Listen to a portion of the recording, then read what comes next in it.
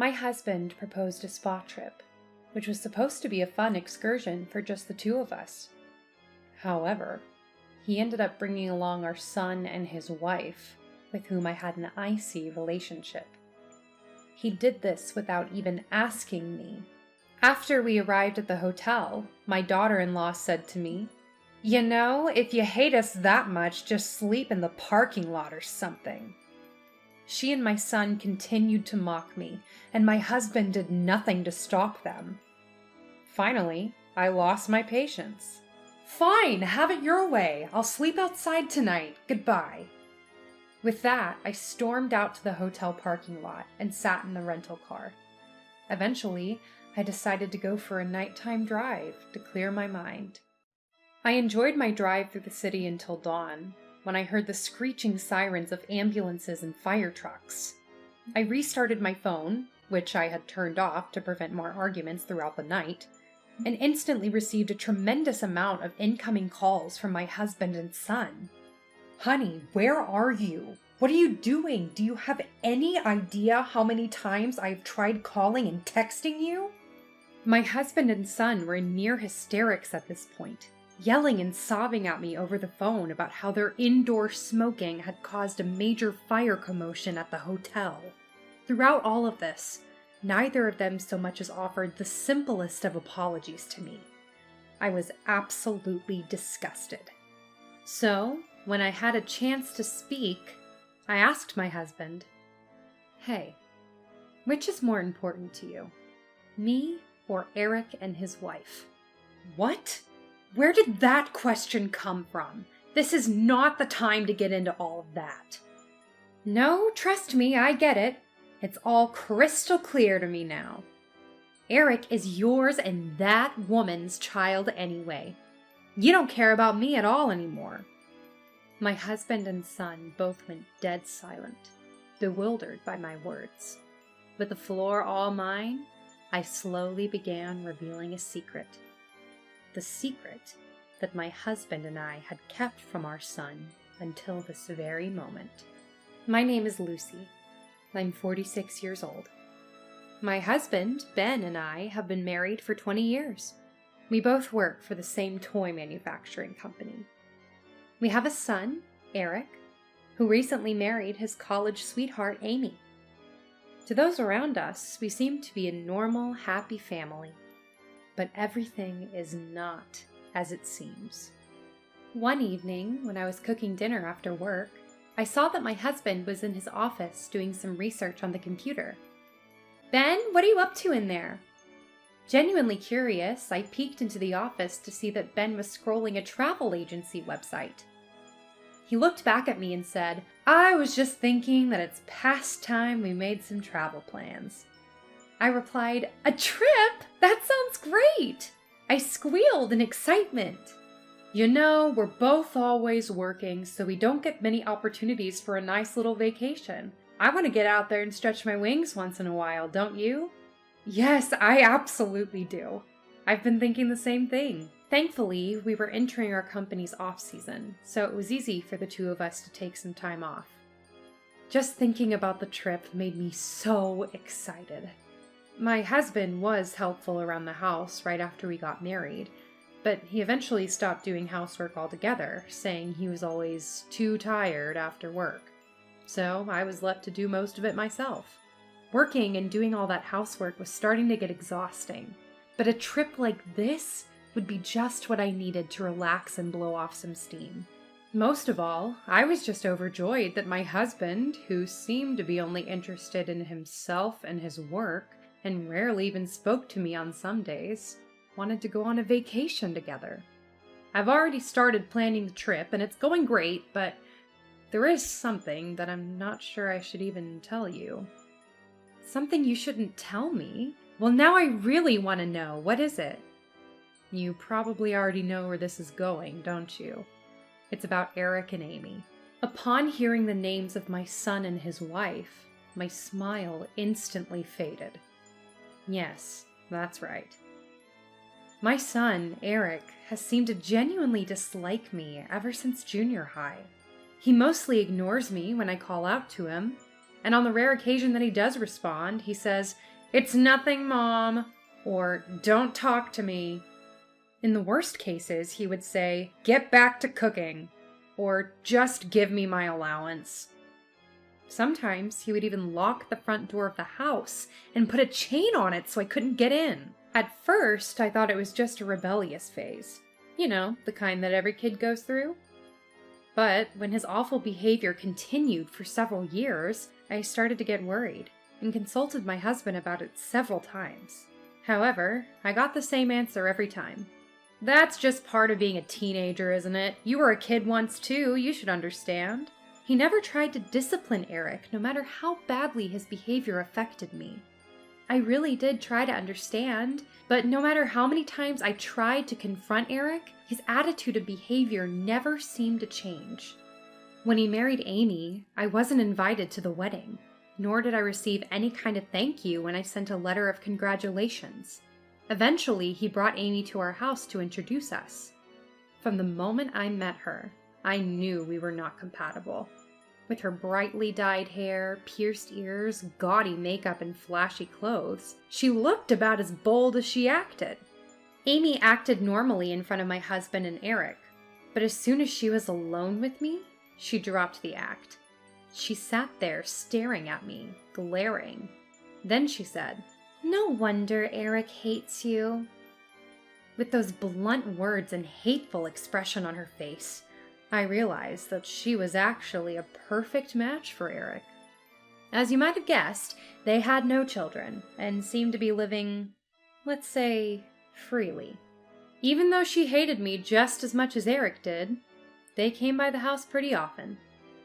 Every time they came over, they did nothing but linger around and say abusive things to me, but they would often stay until dinner. Each time, I would do all the meal preparation and cleanup by myself.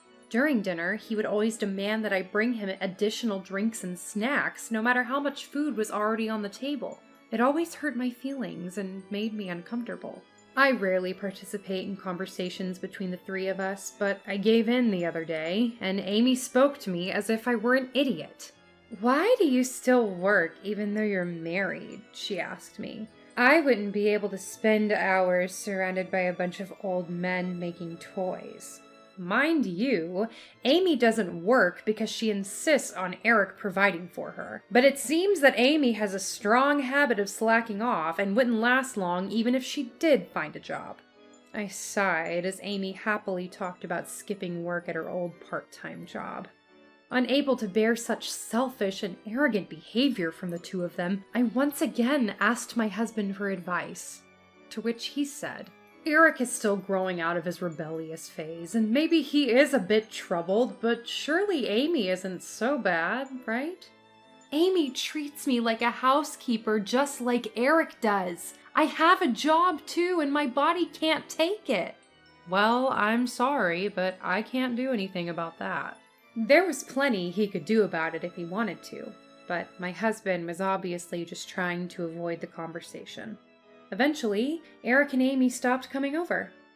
I don't know why exactly. Maybe they just didn't want to see me anymore, or maybe they decided they were financially stable enough not to need to depend on me for free dinners several nights a month. All I knew was that they weren't coming over anymore, and I wasn't having to deal with their arrogant behavior. However, it seemed like Ben was still meeting up with them pretty often. Sometimes Ben would come home and I could instantly smell Amy's perfume and the cigarettes she and Eric smoked together. I have asthma, and secondhand smoke could kill me, so I always begged Eric and Amy not to smoke in the house when they came over. Even though I wished things between Eric and I could be different, as complicated a feeling as it was, I felt peace by not having to see him and his wife. Above all else, I just couldn't bear their abuse anymore. Because of this, I tried my best to persuade my husband not to bring Eric and Amy along for our vacation. Ben finally relented, and I was beyond relieved. We decided on Miami as the destination for our spa trip. I looked at the guidebook every day, bought new clothes, and waited impatiently for the day to arrive. However, I had no idea what unwelcome surprise awaited me. On the first day of our spa trip, suitcases in tow, we arrived at the airport to leave for Miami. As we made our way to the gate, my husband suddenly stopped, turned around behind me, and said, "There you are, you two." "Hi, Lucy." I turned around at the familiar voice, and to my surprise, Eric and Amy were standing there. What? What? Why are you here?" "Didn't Dad tell you? We decided to tag along with you guys to Miami." I froze in astonishment and glared at my husband. "I heard that Eric and Amy were also hoping to plan a trip to Miami, so I asked them to join us. Don't be mad. I'll make sure everyone's on their best behavior." Ben knows how horribly they treat me, and he still chose to put their wishes above mine? I had worked so hard for this day. I put in extra effort at my job and even went on a diet, and now all of it was ruined. I just wanted to give up and go home. There was no use going to Miami if I was just going to be miserable the whole time. As I was about to turn around and go back the way I came, Eric and Amy stopped me. "Mom, I have wanted to fix our relationship for the past 11 years, but I just didn't know how to be honest about my feelings. That's why I always acted the way I did." "I also understand that I haven't always treated you fairly, but I couldn't change my attitude with the two of you always fighting, which made it hard to come over and spend time with you. You know what I mean. We don't want to complicate my relationship with you any further." I was astonished. Eric had never spoken to me like this before. It was a bit of an awkward situation for me because turning around and leaving would have made me the villain, so I had no choice but to agree with the whole arrangement and go to Miami as a family. Eric and Amy were in high spirits on the plane and ordered several drinks. My husband sat next to me, smiling ear to ear the entire plane ride. I, on the other hand, was still feeling something strange in my heart, but decided to drown it out by looking out the window and watching the clouds go by. After arriving in Miami and renting a car, our trip began with an itinerary my husband came up with on the plane. Soon after, however, Eric and Amy began talking only to my husband, as if they were totally ignoring my presence. They also harassed me at tourist spots by making me fall into a puddle and getting all wet, and forcing leftover food on me at lunch. In the midst of this disquieting atmosphere, after dinner at the hotel, Eric and Amy came to our room for drinks. My husband went downstairs to grab some snacks from the hotel shop, and Eric and Amy came and sat on my bed without asking. Then, Eric pulled a lighter and a pack of cigarettes from his pocket. "Hey, stop it! This is a non-smoking room!" "What the hell, Mom? It'll get vented out. It's not a problem." I rolled my eyes and stopped him from lighting the cigarette. I then looked over and saw that Amy had just pulled out a cigarette of her own. This sent me over the edge. I lost all my patience and started yelling at them. "That's enough! This is a non-smoking room. If you don't follow the rules, you're going to get us kicked out." "What's up with you being so mad about everything?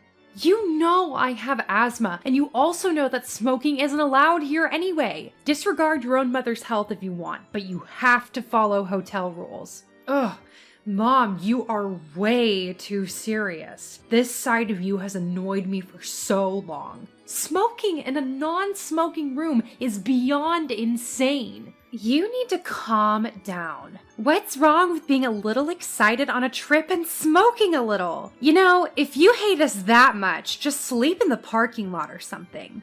Amy's comment left me speechless. While I was trying to collect myself, my husband walked back in. Hey, I could hear you yelling all the way down the hall. What's going on? Why are you yelling?"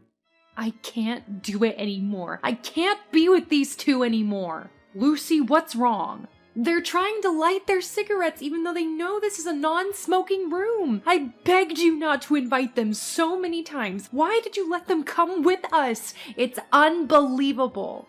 The feelings I spent so long suppressing overflowed with tears. Eric and Amy looked at me with condescending smiles. You are so annoying, Mom. You're acting like you're better than us. You won't even take a sip of alcohol. You're not even trying to get along with us. At Eric's words, I finally felt something burn out in my heart. Fine, have it your way. I'll sleep outside tonight. Goodbye. Hey, Lucy, stop! I quickly gathered up my valuables and phone and stormed out the room. At that moment, my husband panicked and grabbed my arm to stop me, but I shook him off. Shut up! Don't follow me! Leave me alone! With hurried steps, I left the hotel and headed for the parking lot. There was no sign of my husband following me. I got into the parked rental car and drove around Miami that night to clear my head. I had a bad feeling about this vacation from the moment I agreed to let Eric and Amy come with us. It turns out their feelings about me hadn't changed at all. My husband's hadn't either. Even though I tried so hard to persuade him not to, he still offered to bring Eric and Amy along without my permission. After this incident, it would be difficult for me to resume any kind of relationship with the two of them. And on top of that, there was also the secret about Ben and Eric that I was desperately trying to keep to myself. The more I thought about it, the angrier and sadder I felt. So I continued driving, trying to calm myself down. As I continued my drive through the beautiful night view of Miami Beach, I finally started to calm down. I grew exhausted from driving for so long and decided to park the rental car in a beach parking lot to take a rest. Around that time, I thought I heard sirens off in the distance, but I was too tired to care and quickly fell asleep. The next thing I knew, it was morning, and I was greeted by the beautifully glistening ocean, illuminated by the sun. After having breakfast at a restaurant by the sea, everything suddenly came flooding back to me, and I took out my smartphone. I had turned my phone off when I left because I didn't want to hear my family's antagonizing voices or even read their texts. Now that I was feeling more calm and collected, I wondered what my husband and the others were up to now, so I turned it back on. I found that I had received a tremendous number of phone calls and texts since 11 p.m. last night. The number was no less than 30 or 40. Immediately after the dozens of notifications popped up, I received a phone call from my husband. Honey, where are you? What are you doing? Do you have any idea how many times I've tried calling and texting you? Ben was half yelling, half crying. What do you mean? I just had breakfast at a restaurant on the beach. What? You're seriously out enjoying a relaxing breakfast while we're in a crisis? Eric's voice was also enraged. What do you mean by crisis? I mean just as the word says. After you left, the three of us had a small party with cigarettes, wine, and snacks, and before I knew it, we all fell asleep. And when I woke up, the whole room was filled with smoke. What? Was there a fire? That's right. From the looks of it, Eric and Amy never put out their cigarettes. Is everyone all right? It was a minor fire, but fire trucks were rushing in and all the other people in the hotel had to be evacuated, and we're being blamed for causing it. Amy got slightly burned and was taken to the hospital, and now Eric and I have to go to the police station for questioning and apologizing to the hotel staff. Oh, so that's what the sirens were about last night. My husband tried to say something else, but it was hard to understand since he and Eric were both in near hysterics. It was something along the lines of, the two of us can't leave, so can you just go to the hospital where Amy is and stay by her side until we can make it there? What? Without a single word of apology to me, he put his son's wife first. Just like always, I was almost certain that he would never change. That is why I gave my husband one last chance and asked, Hey, which is more important to you? Me or Eric and his wife? What? Where did that question come from? This is not the time to get into all that. Well, that's all I needed to hear. Goodbye. I was truly disgusted by my husband and how easily he threw away his final chance. What do you mean, goodbye? Don't act stupid at a time like this. No, trust me, I get it. It's all crystal clear to me now. Eric is yours and that woman's child anyway. You don't care about me at all anymore." What? That woman's child? Me? What exactly do you mean?" Both Ben and Eric were stunned by my words. I took a breath and slowly began to reveal the secret that my husband and I had kept from our son until this very moment. "Eric, you are the child of your father and his lover." Eric was absolutely mortified by these words, and while Ben became even more flustered, I began explaining everything. Ben had a relationship with another woman many years ago. She was a subordinate at his workplace at the time.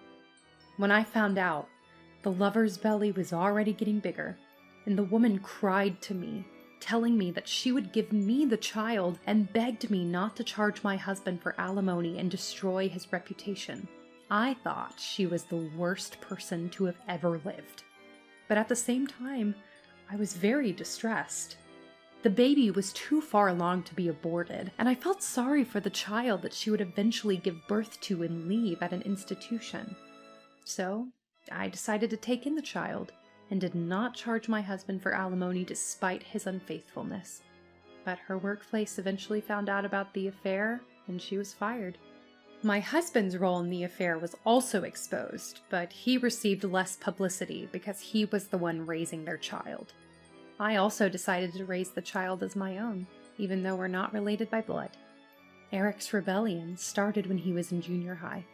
At first, I tried to think that it was normal behavior for a teenager, but it continued through high school and even into college, and it got worse and worse every year. All this time, I knew that Eric was the child of another woman, but I could not find the right way or time to tell him. Perhaps I just didn't want him to know the truth, because I was bound to him and his father out of love, and had raised him as my own for so many years. When I explained all of this to Eric, he shouted over the phone in pure shock. "How is this even possible? I'm the child of another woman? It's old and worn now, but there is proof. Do you want to see it? I make sure to keep it with me at all times because I know your father would destroy it if I left it at home." "You're lying! You're saying you're not really my mother?" "I'm telling nothing but the truth. I've tried to be a real mother for so long, but I can't do it anymore. I guess we have had such a hard time getting along because your blood actually belongs to that cheating mistress of your father's." Hearing my words, Eric grew completely silent, as if he had nothing to say in return. My husband broke the silence by verbally attacking me. "You promised never to tell him." "Maybe I did, but promises don't matter between us anymore. Just be thankful that I put up with you for 24 years. Goodbye." My husband continued to scream at me, but I hung up the phone and quickly blocked him, along with Eric and Amy for good measure. After that, I returned home after enjoying the Miami trip alone, without ever going back to the hotel or hospital. I then packed up my belongings and brought everything to my parents' house, prepared the divorce papers, and sent them to my husband. Afterwards, a colleague at work told me what happened to the 3 people I used to consider family. He told me that the police had berated them for a long time about smoking in the non-smoking room. Then, the hotel demanded a large amount of compensation from them for property endangerment and causing a disturbance. Ben, Eric, and Amy would have to somehow come up with that large sum of money on their own. Later, with the help of a lawyer hired by my parents who heard about the situation, Ben and I quickly finalized our divorce. Furthermore, word of our separation quickly spread throughout our workplace, and Ben, who was not performing as well as he used to, quietly resigned. I heard that Ben was unable to find a new job, borrowed money from all kinds of acquaintances, and finally went broke. Eric's income and mental state have apparently also become unstable due to this incident. He and Amy have been arguing every day and are deeply unhappy in their marriage due to the stress of their increasingly difficult life. As for me, I found myself completely absorbed with the beach's charm, and now I go back to Miami several times a year with my parents and friends. My work life is better than ever, and my hard work is being recognized more than ever before without Ben around to steal my thunder. I have been appointed as manager of the accounting department.